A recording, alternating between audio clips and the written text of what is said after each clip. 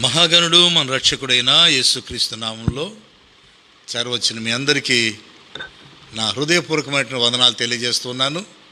ప్రభు మనల్ని ప్రేమించినటువంటి మరొక సాయంకాల సమయాన్ని బట్టి ప్రభునామాన్ని స్తుతిస్తున్నాను, యేసయ్య నామాన్ని ఘనపరుస్తూ ఉన్నాను. ప్రేమైనటువంటి దేవుని బిడ్డలారా, దేవుని ప్రజలారా, మరి సాయంకాలం మందు అందరూ బాగున్నారని నమ్ముచున్నాను.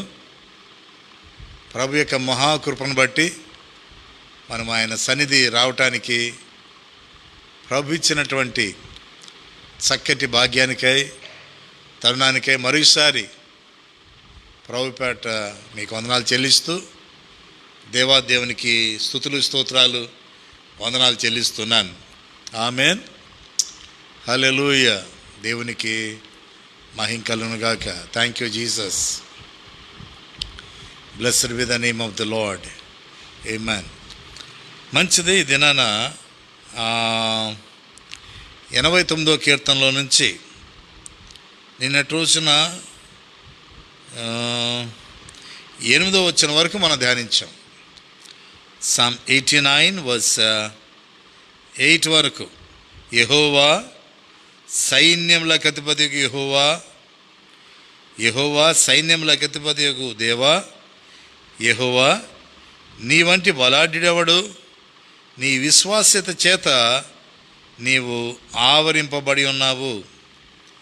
మరి అక్కడి వరకు మనం ధ్యానం చేశాం. మరి ఈ దినాన 9వ వచనం నుంచి కొన్ని వచనాలు మనము ధ్యానం చేసుకుందాం. 9వ వచనం నుంచి. Thank you Jesus.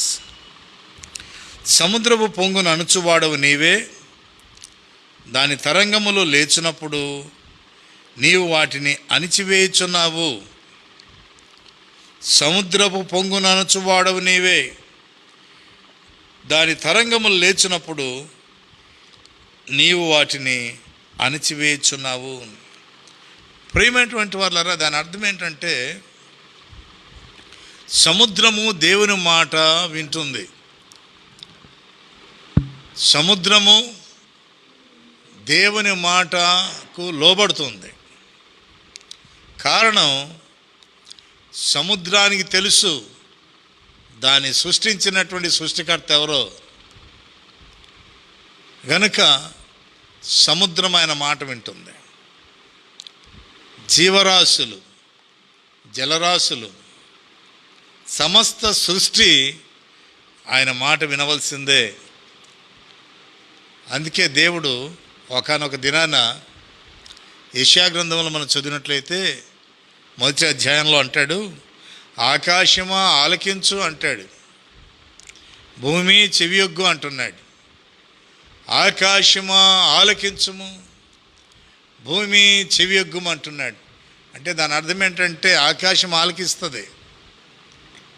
ఆలకించాలంటే చెవి ఉండాలి. భూమి చెవియొగ్గము అంటే దాని అర్థం ఏంటంటే ఆకాశం ఆలకించడానికి ఆకాశానికి దేవుడు ఒక చెవి ఇచ్చాడు అని, భూమి ఆలకించడానికి భూమి ఒక చెవి ఇచ్చాడు. మనకు 2 చెవులు ఇక్కడ ఉన్నాయి, కానీ దేవుడు సృష్టించినప్పుడు ఆకాశానికి ఒక చెవి పెట్టాడు, భూమికి ఒక చెవి పెట్టాడు. అనగా ఆలకించటానికి అలాంటి, మరి అవి మాట వింటాయి అని అర్థం. ఆలకించమంటే అర్థం ఏంటి? అవి కూడా మాట వింటాయి అని అర్థం. దేవుని నామమునకు మహిమ కలుగును గాక. ఆకాశము ఆలకించము, భూమి చెవియొగ్గము అంటూ నేను పిల్లలను పెంచి గొప్పవారినిగా చేసి ఉన్నాను, వారు నా మీద తిరుగుబడి ఉన్నారు అంటూ ఎద్దు తన కామందు నెరుగును, గాడిద సొంత వాని దొడ్డిని తెలుసుకుంటుందని రాయబడింది. అనగా దాని అర్థం ఏంటంటే ఎద్దు యజమాని ఎవరో ఎద్దుకు తెలుసు. ఎద్దు యొక్క యజమాని ఎవరో దానికి తెలుసు. ఎద్దు యజమాని కాకుండా నీవు నేను మంచిగా సూట్ వేసుకొని, బూట్ వేసుకొని, టై కట్టుకొని వెళ్ళి దాని ముందర నిల్చున్నామంటే ఎద్దు ముద్దు పెట్టుకుంటుందో చెప్పండి? కుమిపడేస్తుంది. కారణం, ఎద్దుకు తెలుసు దాని యజమాని ఎవరో. అదేవిధంగా గాడిదకు కూడా సొంతవాని దొడ్డేదో తెలుస్తుంది. చాకిలివాడు ఒక పెద్ద మూట వేసి చాకిలికి తీసుకెళ్ళి సాయంకాలం మరలా ఒక పెద్ద మూటేస్తుంది దాని మీద. అరే ఇదేంటి అసలు చాకలివాడింట్లో నాకు ఇంత శ్రమ ఉంది, ఇంత కష్టం ఉంది, ఈడింట్లో ఎందుకు, మరి ఎక్కడన్నా వెళ్దాం అనుకుంటుందా, మరొకరింటికి వెళ్దాం అనుకుంటుందా? అనుకోదే. కొట్టినా తిట్టినా ఏం చేసినా తిన్నంగా చాకలివాడింటికి వెళ్తుంది. ఎద్దుకు గాడిదకు ఉన్నటువంటి మనసు స్వభావం మనిషికి లేదని దేవుడు అక్కడ తెలియజేస్తూ ఉన్నాడు. కనుక ప్రియమైనటువంటి దేవుని బిడ్డలారా, దేవుని ప్రజలారా గమనించాలి. దీన్ని బట్టి మనం నేర్చుకోవాల్సిన సత్యం ఏంటంటే, సృష్టి యావత్తు ఆయన మాటకు లోబడుతుంది. హల్లెలూయా, దేవునికి మహిమ కలుగునుగాక. యావత్ సృష్టి, సమస్త సృష్టి దేవుని మాటకు లోబడుతుంది. మానవుడే లోబడ్డు, ఎదురు తిరుగుతాడు. కూర్చోయా బాబు అంటే కాసేపు నించుంటానంటాడు, పోనీ నించో అంటే నడుస్తానంటాడు, పోనీ నడు అంటే పరిగెత్తానంటాడు, పరిగెత్తంటే నెమ్మదిగా నడుస్తాడు. అనగా మొత్తానికి ఓవరాల్గా ఏంటంటే దేవుడు చెప్పిండేది మాత్రం చేయడు అన్నమాట. అయితే ప్రియమైనటువంటి వాళ్ళారా, ఈ దినాన ఈ వాక్యంలో మనం నేర్చుకుంటున్నాం, సముద్రపు పొంగున అణుచువాడవు నీవే. సముద్రానికి సృష్టికర్త ఆయనని తెలుసు. ఒక ఉదాహరణ చెప్తాను. ఒక దినాన ప్రభువైన యేసుక్రీస్తు, మరి యేసుప్రభు శిష్యులు, రెండు విషయాలు ఈ సందర్భంలో మీకు జ్ఞాపం చేస్తాను, సమయాన్ని బట్టి చూద్దాం. యేసుప్రభు శిష్యులు మరి ఓడలో వెళ్తూ ఉన్నారు, పడవ ప్రయాణం చేస్తున్నారు. ఈ పడవ ప్రయాణంలో ఇద్దరి నుంచి అద్దరి చేరాలి, అదనమాట. అయితే మధ్యలో అకస్మాత్తుగా పెను తుఫాను గాలులు వీచాయి, పెను తుఫాను గాలులు వీస్తూ ఉన్నాయి. ఎందుకు ఈ మాట ధ్యానిస్తున్నామంటే, సముద్రపు పొంగున అణుచువాడవు నీవే అన్న మాటను మనం ధ్యానం చేస్తూ ఉన్నాం. అనగా ప్రభు అయిన యేసుక్రీస్తు, యేసుప్రభు యొక్క శిష్యులు ఇద్దరి నుంచి అద్దరికి చేరాల్సిన సమయంలో అకస్మాత్తుగా ఓడ పెను తుఫాను గాలులకు అటు ఇటు కొట్టుమిట్లాడుతూ ఉంది. అయితే శిష్యులు అనుకున్నారంటే ప్రాణాలు పోయాయనుకున్నారు, మా పరిస్థితి ఏంటా అనుకున్నారు. ఆ సందర్భంలో మరి ప్రభు అయిన యేసుక్రీస్తు ఓడ అమరమున తలబాల్చుకొని ఉన్నాడంట. ఈయన అనుకున్నారు, యేసుప్రభు గొర్రెబిడ్డ నిద్రపోతున్నాడు, మా పని అయిపోయింది అనుకున్నారు. ఆయన ఎందుకు నిద్రపోతాడు? ఆయన నిద్రపోవట్లేదు. వీరి యొక్క బాధలు, వీరి కష్టాలు, వీరి యొక్క అలజడి, వీరి కలవరం అంతా గమనిస్తూనే ఉన్నాడు. బోధకుడా, నశించిపోతున్నామన్న చింత లేదా అని అంటే, ప్రభువైన యేసుక్రీస్తు వీరితో అప్పటికే చాలాసార్లు మాట్లాడాడు, పలుమార్లు మాట్లాడడం జరిగింది. అన్నిసార్లు మాట్లాడినటువంటి ప్రభు ఆ దినాన ఏం చేశాడంటే, వీరితో మాట్లాడటం లేదు, సముద్రంతో మాట్లాడాడు. సముద్రమా నిమ్మలించు అని వ్రాయబడి ఉంటుంది తెలుగు బైబిల్లో. కానీ ఇంగ్లీష్లోకి వచ్చేసరికి అంత మాట లేదు, కానీ ఎస్హెచ్ అనే మాట వ్రాయబడి ఉంది. అంటే ఎస్హెచ్ అంటే అర్థం ఏంటంటే ష్ అని అర్థం. అనగా చిన్న బిడ్డలు ఎప్పుడైనా గొడవ చేస్తుంటే, తొందర చేస్తుంటే, చిన్నపిల్లలను ష్ అంటే వారు మౌనం అయిపోతారు. అనగా ఈ సువిశాలమైనటువంటి సముద్రాన్ని చూచి సృష్టికర్త అయినటువంటి దేవుడు ఆయనే గనక ఆ సముద్రాన్ని చూచి ఇష్ అన్నాడు. అంటే అర్థం ఏంటంటే షటప్ అన్నాడు, అంతే. సముద్రమా షటప్, ఇష్ అంటే షటప్ అంటే మరలా సముద్రం గెటప్ అని లేదు. అనగా ఆయన మాటకు లోబడింది అని గమనించాలి. యేసయ్య మాటకు లోబడింది అనగా సముద్రానికి అర్థమైపోయింది, బాబోయ్ సృష్టికర్త ఈయన మాట వినాలి అని. హల్లెలూయా. ఎందుకు ఈ మాట చెప్తున్నా అంటే, సముద్రం యొక్క పొంగున అణుచువాడవి నీవే. ఈ దినాన్ని ఇందులోంచి ఒక సత్యాన్ని నేర్చుకుందాం. భయంకరమైనటువంటి పరిస్థితులు కావచ్చు, దినాన భయంకరమైనటువంటి క్రైసిస్ కావచ్చు, రకరకాలైనటువంటి ప్లేగ్స్, రకరకాలైనటువంటి తెగుళ్ళు, వ్యాధులు, బాధలు, ఇబ్బందులు ఎన్నో ఉండొచ్చు. కానీ ఈ దినాన్ని చెప్తున్నాను, ప్రభు అయిన యేసుక్రీస్తు సముద్రమా నిమ్మలించు అన్న వెంటనే సముద్రం ఏమైందంటే నిమలించేసింది. మరలా రెచ్చిపోలేదు, కెరటాలు అణిగిపోయాయి, సముద్రం యొక్క పొంగు అణిగిపోయింది. అదే దేవుడే ఈ దినాన లేచి సమస్యలారా సద్దుమనగండి, కరోనా వైరస్ సద్దుమనగు, కోవిడ్-19 సద్దుమనగు, వ్యాధి బాధల్లారా సద్దుమనగండి, కష్టములు ఇబ్బందులారా సద్దుమనగు, నిందలో అవమానమా సద్దుమనగు. ఏదైతే మన జీవితంలో వ్యతిరేకమైనటువంటి పరిస్థితులు ఈ దినాన ఉన్నాయో, సముద్రపు యొక్క పొంగును అణిచిన దేవుడు ప్రభు అయిన యేసుక్రీస్తు శిష్యులు ఇద్దరి నుంచి అద్దరికి వెళ్తున్న సమయంలో పెను తుఫాను గాలులు వీచగా ఆయన లేచి సముద్రమా నిమ్మలించమని ఏ ప్రభు అయితే చెప్పాడో అదే దేవుడి దినాన నీ వ్యక్తిగత జీవితములో, నీ కుటుంబములో, సంఘములో, పరిచర్లో ఏ సమస్యలు అయితే ఉన్నాయో వాటిని చూచి నిమ్మలించు.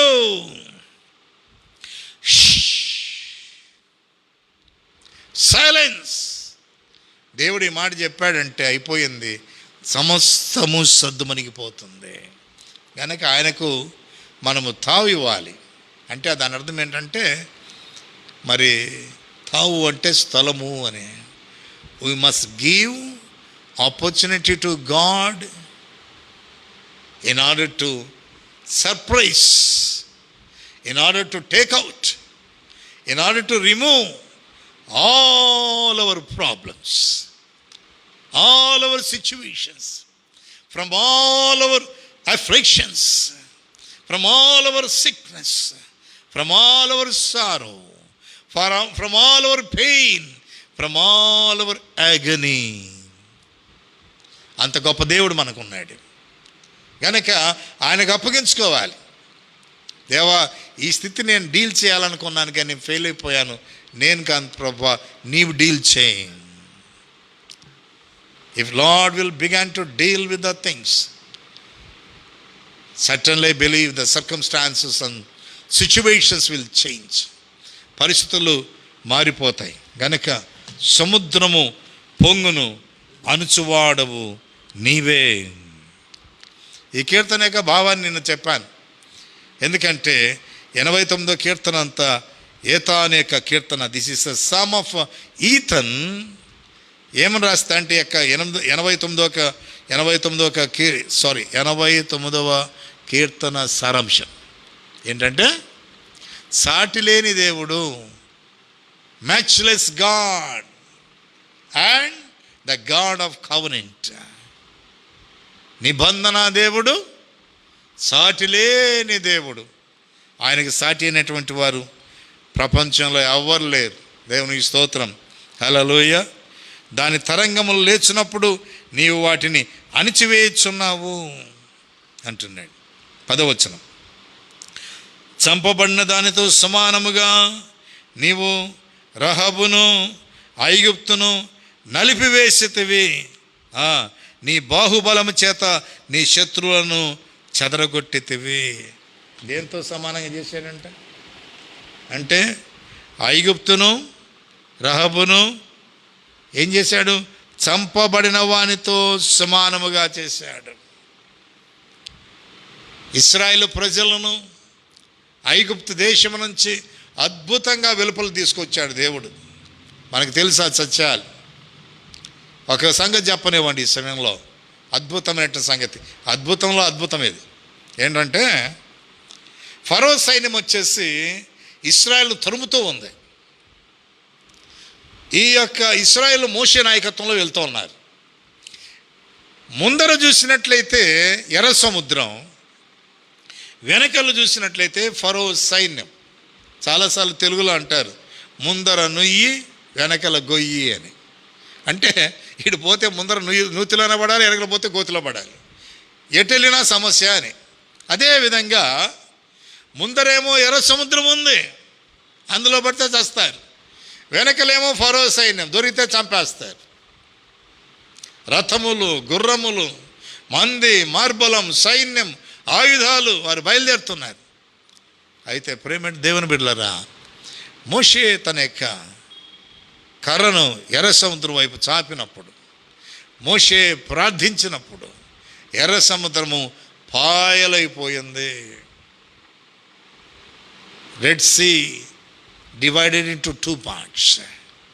నేను అనుకుంటా నిజంగా ఆ సముద్రము అంట చూడండి ఆరిన నేల కనిపించిందంట. ఎంత అద్భుతమైన సంగతి! ఏం కనిపించింది?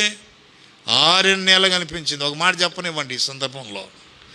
నోవహు కాలంలో 40 పగళ్ళు 40 రాత్రులు ప్రచండమైన వర్షం వస్తే ఓడలో ఉన్నారు నోవహు యొక్క కుటుంబం.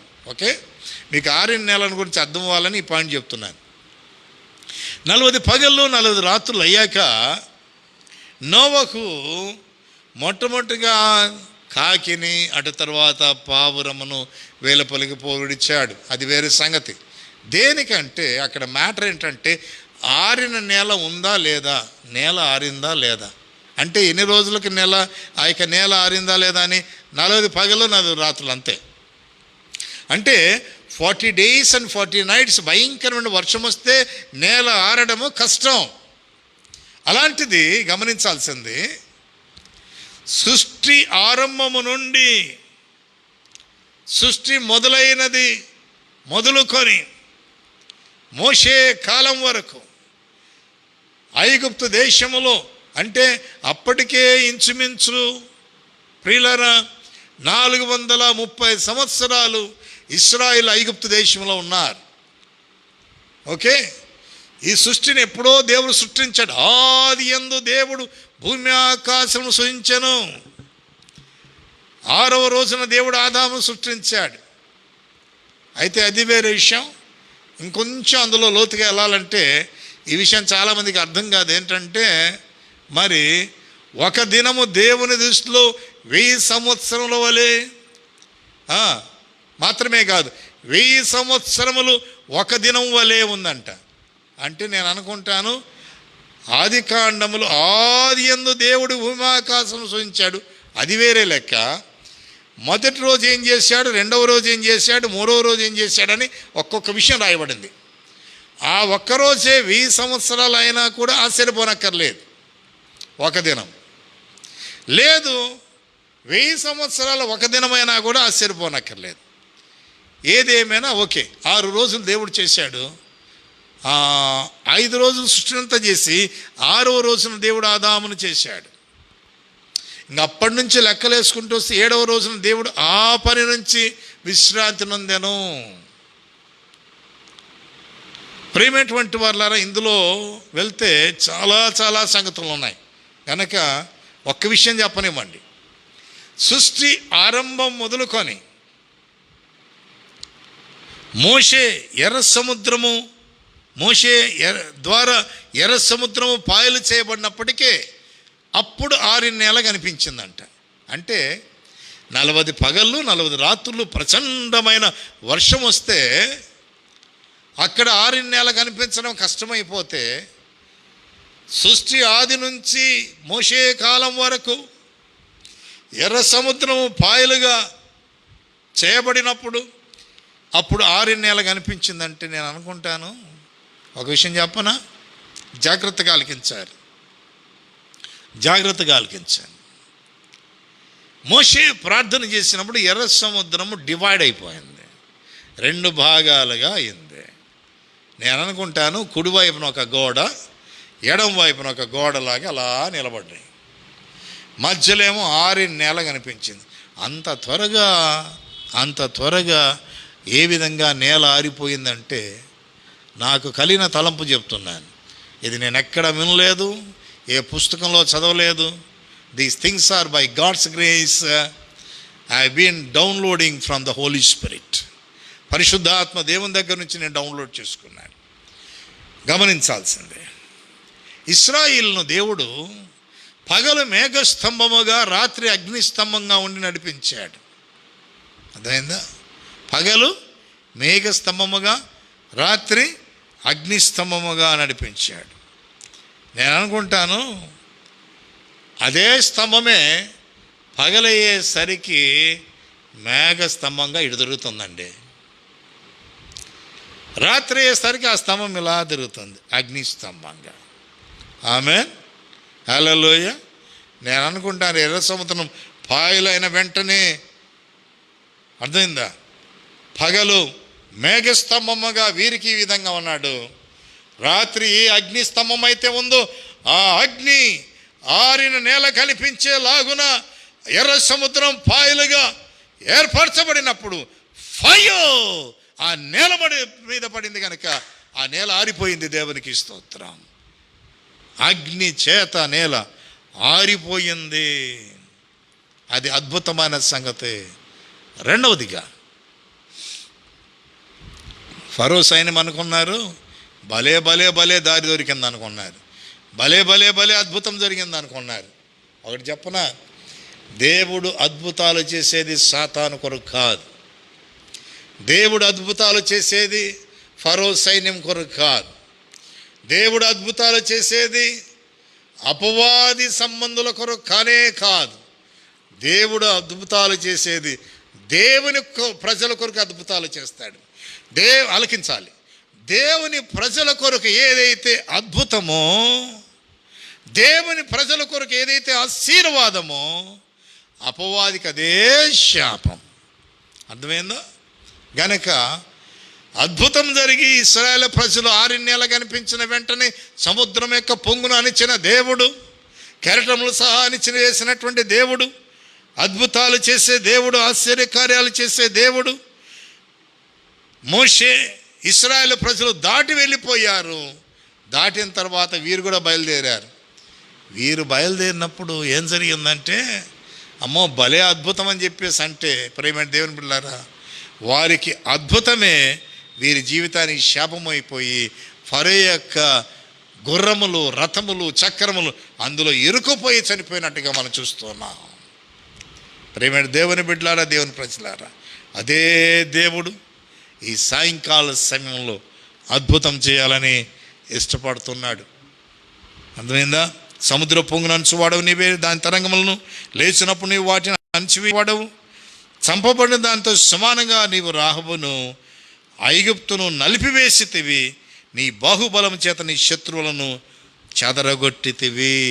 ఆమేన్, హల్లెలూయా, హల్లెలూయా, హల్లెలూయా, హల్లెలూయా. అనగా దీన్ని బట్టి మనం ఏం నేర్చుకోవాలంటే, రహబును ఐగుప్తును చచ్చిన దాంతో సమానంగా చేసి దేవుని ప్రజలైనటువంటి వారికి విడుదల ఇచ్చినటువంటి దేవాది దేవుడు ఈ దినాన కూడా అంతే.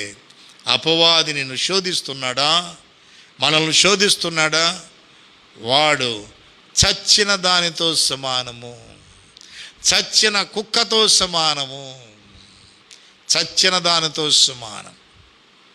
అందుకే బైబిల్లో రాయబడింది, దాని తోక ఆకాశ నక్షత్రంలో ఈడ్చి 3వ భాగము భూమి మీద పడదోయబడను. అనగా దానిలో ఏం ప్రాణం లేదు. కాస్తో కూస్తో ప్రాణం ఉందంటే తోకలో ఉంది, తలలో లేదు. అందుకే రోమిలకు రాసిన పత్రిక 16వ అధ్యాయం 20వ వచనం, సమాధానకర్త అయిన దేవుడు సాతాన్ని శీఘ్రముగా మీ పాదముల కింద చితక తొక్కించును. అపవాది యొక్క స్థానము మన పాదాల క్రింద. కాస్తో కూస్తో ప్రాణం ఉందంటే అక్కడ తోకలో ఉంది. అందుకే వాడు అప్పుడప్పుడు తోక ఆడిస్తూ ఉంటాడు. గనక వాడిని గురించి కంగారు పడాల్సిన అవసరం లేదు. అది చచ్చిన దాంతో సమానము. రహబును ఐగుప్తును ఏ విధంగా చచ్చిన దాంతో సమానంగా చేశాడో, ఈ దినాన మన జీవితంలో అపవాది ఏ విధంగా అయితే పనిచేస్తున్నాడు, వానిని కూడా దేవుడు చచ్చిన దాంతో సమానంగా చూడమంటున్నాడు.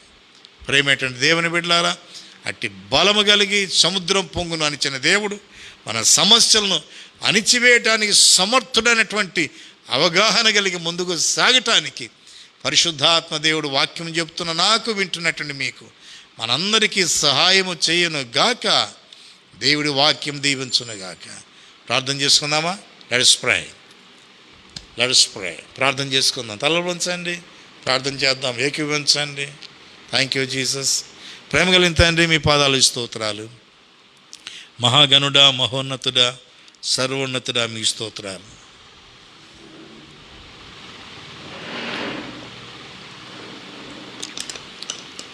మారని దేవా, మాట తప్పని దేవా, యుగ యుగములకు నిత్యుడా, సర్వోన్నతుడా, సర్వశక్తిమంతుడా నాయన. అయ్యా, మేము ఎవరి పాదాలు పట్టుకోవట్లేదు, మీ పాదాలు పట్టుకుంటున్నాం. మీ పాదమే మాకు శరణము తండ్రి. మీ స్తోత్రాలు, మీకు వందనాలు. మీ రక్తమే మాకు శరణం, మీ నామమే మాకు శరణం, మీ ఆత్మాభిషేకమే మాకు శరణం. ప్రభువా, మీకు స్తోత్రాలు మా తండ్రి. మహాగణుడా, మహోన్నతుడా, సర్వోన్నతుడా, సర్వశక్తిమంతుడా, మీ స్తోత్రాలు, మీకు వందనాలు. పగలు మేఘ స్తంభం వలె, రాత్రి అగ్ని స్తంభం వలె నాయన ఇశ్రాయేల్ ప్రజలకు తోడైండి మీరు నడిపించిన దేవుడా, మీకు స్తోత్రాలు, వందనాలు చెల్లిస్తున్నాను. దీవించను, ఆశీర్వదించండి. రహబును, ఐగుప్తును ఏ విధంగా చచ్చిన దాంతో సమానంగా చేసి మీ ప్రజలైనటువంటి ఇశ్రాయేల్కి విడుదల ఇచ్చారో, అదేవిధంగా క్రొత్త నిబంధన ఇశ్రాయేల్ అయినటువంటి మాకు మీరు గొప్ప విడుదల ఇచ్చినటువంటి దేవుడా, మీకు స్తోత్రాలు, మీకు వందనాలు మా తండ్రి. మా దైవమా, మీకు స్తోత్రాలు నాయన. మా రాజా, మీకు స్తోత్రాలు. రాజులకు రాజు, ప్రభుల ప్రభు, సర్వోన్నతుడు, సర్వశక్తిమంతుడైన దేవా, మీ పాదాలు స్తుతులు, స్తోత్రాలు, వందనాలు చెల్లిస్తున్నాను. ప్రతినిత్యము నాయన చేయబడుతున్నటువంటి ప్రార్థన మీరు వింటున్నందుకే మీకు స్తోత్రాలు. ప్రార్థనకి జవాబుదాయి చేస్తున్న దేవా, మీకు స్తోత్రాలు, వందనాలు చెల్లిస్తున్నాను. మమ్మల్ని ఎన్నటెన్నటికీ విడువని దేవుడవు నాయన, ఎడబాయని దేవుడవు, నిబ్బరం కలిగి ధైర్యంగా ఉండమని సెలవిచ్చిన దేవా, మీకు స్తోత్రాలు మా తండ్రి. నాయన, మీకు వందనాలు చెల్లిస్తున్నాం. మా సమస్యల్లో, మా ఇబ్బందుల్లో, మా కష్టాల్లో, మా నష్టాల్లో నాయన మీ మాట వినటానికి కృప చూపించండి. ఆకాశం మీ మాట వింటుంది కదా, భూమి మీ మాట వింటుంది, సముద్రం మీ మాట వింటుంది, పంచభూతాలు మీ మాట వింటుండగా అగ్ని, గాలి, నీరు, ఆకాశము, భూమి సమస్తము మీకు లోబడుచుండగా నాయన మా తండ్రి, మానవాళికి కూడా మీ మాట వినటానికి సహాయం చేయవలసిందిగా ప్రార్థన చేస్తున్నాను. ప్రతి మనుషులు మీకు లోబడుదురుగాక నాయన, ప్రతి మనుషులు మీ మాట విందురుగాక నాయన. ఊపిరిగలిగినటువంటి ప్రతి ప్రాణి మీ మాట వింటుండగా నాయన, మీ ఆత్మ కలిగినటువంటి మేము మా తండ్రి, మీ జీవం కలిగినటువంటి మేము మీ మాట సంపూర్ణంగా వినటానికి సహాయం చేయవలసిందిగా ప్రార్థిస్తున్నాను. మీ కార్యం జరిగించండి, బలపరచండి, మహిమ పొందండి. నాలో మాలో ఉన్నటువంటి ప్రతి విధమైనటువంటి అవిధేయత తొలగించబడునుగాక మా తండ్రి. ప్రభువా, మీ పాదాలు, స్తోత్రాలు, మీకు వందనాలు. Father, we pray that every kind of disobedience in our lives, Lord, take it away in the name of Jesus. తీసివేయబడునుగాక నాయన, తొలగించబడునుగాక. మీ కార్యం జరిగించండి, బలపరచండి, భయం పొందవలసిందిగా ప్రార్థన చేస్తున్నాను తండ్రి. యేసయ్యా, మీకు పాదాలు, స్తోత్రాలు, మీకు వందనాలు నాయన. ఏ అపవాది శక్తులు అయితే శోధిస్తున్నాయో we drive away in the name of Jesus. యేసు నామములో వాటిని తరిమి వేస్తున్నాము మా తండ్రి. మీ కార్యం జరిగించండి మా ప్రభువా. మీ నామాన్ని స్తుతిస్తున్నాం, మహింపరుస్తున్నాం, ఘనపరుస్తున్నాం, కొనియాడుచున్నాం మా తండ్రి. ప్రభువా, మీ పాదాలు, స్తోత్రాలు, న్యాయాధిపతి అయిన దేవా, మీకు వందనాలు చెల్లిస్తున్నాం. మీ నామాన్ని స్తుతిస్తూ, మహింపరుస్తూ, ఘనత, మహిమ, ప్రభావాలు మీకు చెల్లిస్తున్నాం మా తండ్రి. నాయన, ఎవరైతే వ్యాధుల చేత, బాధల చేత, కేవలం మా తండ్రి కరోనా వైరస్ ద్వారా మాత్రమే కాదు నాయన, కోవిడ్-19 ద్వారా మాత్రమే కాదు, రకరకాలైనటువంటి వ్యాధులతో, బాధలతో మా తండ్రి ఎంతమంది బిడ్డలైతే నాయన మా తండ్రి మా యొక్క భారతదేశంలో ఇబ్బందులు గురవుతున్నారో మా తండ్రి, రకరకాల వ్యాధుల చేత ఎవరైతే ఇబ్బందులకు గురవుతున్నారో మా తండ్రి నాయన, వారిని దర్శించవలసిందిగా ప్రార్థన చేస్తున్నాం. ఈ సాయంకాలమందు ఇప్పుడే ఇప్పుడే ఇప్పుడే Lord, right now let them have the visitation of the Lord, visitation of Jesus Christ, visitation of the word of God, visitation of the angels, visitation of the word of God in the name of Jesus. Let them have visitation of God right now in the name of Jesus, so that they may receive divine healing, divine touch right now in the name of Jesus. యేసు నామములో, యేసు అధికారం కలిగిన నామములో, యేసు శక్తి కలిగిన నామములో ఇప్పుడే ఇప్పుడే ఇప్పుడే దైవిక స్వస్థత, దైవిక స్పర్శ అనుగ్రహించమనుగాక. మీ స్పర్శ తాకితే చాలు నాయన. అయ్యా, మీ వస్త్రంలో స్వస్థత, మీ మాటలో స్వస్థత, మీ ఉమ్మిలో స్వస్థత. అయ్యా మా తండ్రి, మీ పాదాలు ఈ స్తోత్రాలు, మీకు వందనాలు చెల్లిస్తున్నాం మా తండ్రి. మీ చూపులో స్వస్థత నాయన. అయ్యా మీకు వందనాలు చెల్లిస్తున్నాను. మీ నామాన్ని స్తుతిస్తున్నాం, మహింపరుస్తున్నాం, ఘనపరుస్తున్నాం. పౌలు యొక్క చేతు రుమాలు తాకినప్పుడే ప్రజలు స్వస్థత పొందారంటే, పేతురు యొక్క నీడ పడినప్పుడే దయ్యములు వెళ్ళిపోయాయంటే, ప్రభువా మీ యొక్క తాకిలో ఎంత స్వస్థత ఉంది నాయన. మీ కార్యం జరిగించండి, బలపరచండి, మహిం పొందండి మా తండ్రి. నాయన ఎవరైనా మా తండ్రి పాపము చేసి ఉంటే వారి పాపాలు క్షమించబడుగాక, దోషములు చేసి ఉంటే వారి దోషములు క్షమించబడుగాక, అతిక్రమములు క్షమించబడుగాక, అన్యాయము క్షమించబడుగాక. మీ కార్యం జరిగించండి, బలపరచండి, మహిం పొందవలసిందిగా ప్రార్థన చేస్తున్నాను. యేసయ్యా మీ పాదాలు స్తోత్రాలు, మీ కనికరాన్ని చూపించండి నాయన. మా తండ్రి మీ కనికరము పొందుకొందురుగాక. మీ కార్యం జరిగించండి, బలపరచండి, మహిం పొందండి దేవా. యేసురాజా మీ పాదాలు ఈ స్తోత్రాలు, వందనాలు చెల్లిస్తున్నాను. మీ జీవాన్ని వేడుకుంటున్నాం, మీ శక్తిని వేడుకుంటున్నాను, మీ బలాన్ని వేడుకుంటున్నాను, ప్రభావాన్ని వేడుకుంటున్నాము తండ్రి. యేసయ్యా మీ పాదాలు ఈ స్తోత్రాలు, మీకు వందనాలు చెల్లిస్తున్నాం మా తండ్రి. సముద్రము యొక్క పొంగును అణిచిన దేవా, సమస్యలనే పొంగును, వ్యాధి బాధలనే పొంగును అణిచివేస్తున్నందుకే వందనాలు చెల్లిస్తున్నాను. మీరు కార్యం జరిగించినందుకే స్తోత్రాలు, మీకు వందనాలు మా తండ్రి. కాశ్మీర్ నుంచి కన్యాకుమారి వరకు ఉన్నటువంటి ప్రతి రాష్ట్రమును మీరు దర్శించండి, ప్రతి ప్రజను మీరు దర్శించండి, ఈశాన్య రాష్ట్రాలను మీరు దర్శించండి. మీ కార్యం జరిగించవలసిందిగా ప్రార్థన చేస్తున్నాను. నజరేయుడైన యేసుక్రీస్తు నామములో మీ బలమైన కార్యం జరుగునుగాక. బలమైన కార్యం యేసు నామములో జరుగునుగాక. అపవాది కార్యములు నిర్వీర్యమవునుగాక. We bind and break, we cancel every kind of works of the evil in the name of Jesus. Devil, we rebuke your power in Jesus' name. యేసు నామములో ప్రభువా మీ కార్యం జరిగించండి, బలపరచండి, మహిం పొందండి. మీ నామాన్ని స్తుతిస్తూ మహింపరుస్తూ ఘనత మహిమ ప్రభావాలు మీకు చెల్లిస్తూ ప్రార్థన విన్నందుకయం యేసు శక్తి కలిగిన నామమున స్తుతిస్తున్నాము తండ్రి. Amen, amen, amen. మంచిది. God bless you all. అందరి వందనాలు. రేపు సాయంకాలం అయితే మనకు ఈ యొక్క ఆరాధన లేదు, కానీ రేపు ఉదయకాలం అందు అగాపే లైవ్ సర్వీస్ ఉంటుంది. 8 నుంచి 9 గంటల వరకు. దయచేసి సకాలానికి రండి ప్లీజ్. సకాలానికి మీరు బైబుల్స్ అండ్ నోట్స్ తీసుకొని మరి చాలా భక్తిగా మీరు కుటుంబాలుగా సిద్ధపడి మీ ఇళ్లలో కూర్చోవలసిందిగా ప్రభుపేట నేను మనవి చేస్తున్నాను. మాత్రమే కాదు, రేపటి రోజున నేను కమ్యూనియన్ ఇవ్వబోతున్నాను, మీరు గమనించండి. We're going to participate in the Lord's table. కనుక మీ ఇళ్లలోనే మరి కొద్దిగా చిన్న రొట్టె, రసం, ద్రాక్ష రసం తయారు చేసుకొని మీరు సిద్ధంగా ఉన్నట్లయితే వర్తమానం అయ్యాక మరి కమ్యూనియన్లో మనం చక్కగా పాలు పొందబోతున్నాం. కనుక ప్రియమైనటువంటి వాళ్ళ సిద్ధపడవలసిందిగా ప్రభుపేట మనవి చేస్తున్నాను. చర్చ్కి వచ్చే సమయంలో ఏ విధంగా శ్రద్ధా భక్తులతో మీరు వస్తారో అదేవిధంగా మీరు ఇళ్ళ దగ్గర తల్లిదండ్రులు, పిల్లలు, భార్య, భర్త, కుటుంబం అంతా చేరి దేవస్థానంలో మీరు కూర్చున్నట్లయితే మీ కుటుంబాలు చిన్న పరలోకంలాగా కనిపిస్తాయి. ప్రభు తప్పకుండా మిమ్మల్ని దీవించనై ఉన్నాడు, ఆశీర్వించనై ఉన్నాడు. God bless you all. Have a great and blessed evening. Amen, amen.